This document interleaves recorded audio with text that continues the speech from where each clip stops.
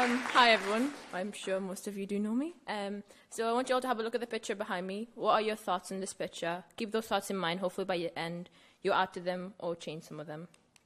So if you all don't know, I'm Muslim and I am proud. But after the events that took place in Paris, France on November 13th, there's a lot of negativity in the media about Islam.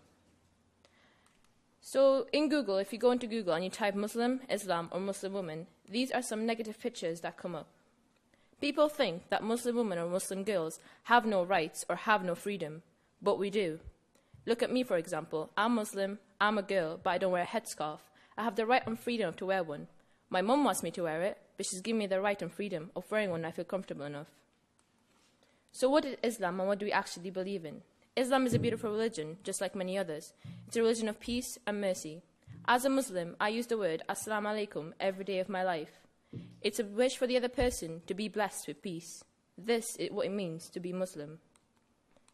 In Islam, we live by the 5 pillars. The first one, worshipping one God. The second one, the commitment of prayer. The third one, fasting in Ramadan. The fourth one, charity and giving back. And the fifth one, the pilgrim of Mecca, which you must do at least once in your lifetime. In this picture, the small dots are actually people. They are all Muslim. They are there worshipping God. This is what Islam is actually about, coming together as one. In Islam, even a smile is charity. But what is happening today? These are some negative headlines that come up online, and this is the latest one that came up this week. I want you all to know that these headlines are actually false. None of them are actually true, and this upsets me because the people behind this are usually ISIS. If you don't know who ISIS is, they are a terrorist organization. They cause nothing but harm and terror to the world, just like what happened in France. 129 lives were lost. But ISIS has one goal. They want countries like ours to reject Muslims. They'll be ecstatic and happy to hear that since the events that took place in Paris, France, Muslims have reportedly been threatened and attacked in the UK, America, Australia, and all around the world. This evil organization have in their minds, if they can get Muslims, the enemy of the West, then Muslims in France, America, the UK, and Australia will have no one to turn but to ISIS.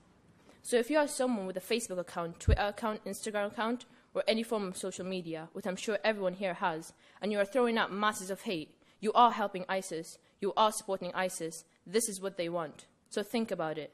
Do you want to be the person helping a terrorist organization?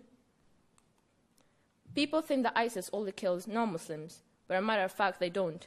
They also kill Muslims. Most of ISIS's victims are Muslims, like what's happening in Syria right now.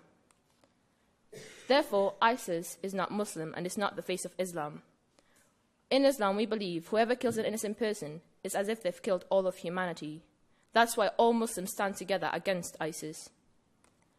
Therefore, terrorism has no religion, and terrorism is not the face of Islam.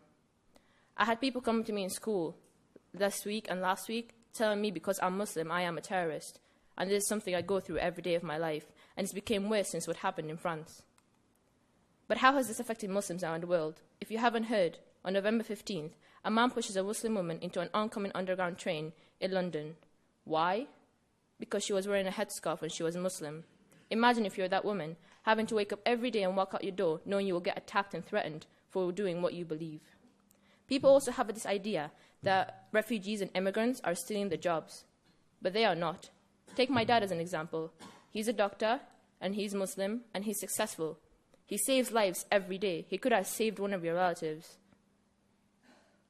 People always think that refugees from Syria, I've seen this on Facebook, close the borders, they are ISIS, they're coming to destroy our country. For a matter of fact, ISIS took over their country. ISIS killed their loved ones. ISIS destroyed their homes. So how would you feel if that was you? Sitting at home, bombs going off, people dying. There's children who are coming into the UK with no families. So how would you feel if that was you in my situation? I have a 7-year-old sister. She came home from school last Monday, crying. When I asked why, she said to me, people are blaming me in school for the Paris attacks. She said, I don't want to go back. I have a brother in year 7. He got bullied last week. People are telling him, your religion is killing people. This is something I have to go through every day. People link us to terrorism, but we are not terrorists. They have hijacked our religion and used it against us. I was in Tesco's just last week. I walked in. The guy was like, these are the people we want out of our country. these are people you don't want around. So imagine if that was you coming into my country and I'm treating you this way. How would you feel? So what can we do about it? We can learn about each other's religions and cultures. We can stop making assumptions. We can be fair to one another. And remember, when you tell someone you are a terrorist because of your religion, it's a hate crime, and you have to report it once you view it. My name is Isra Muhammad. I am Muslim, and I am not a terrorist.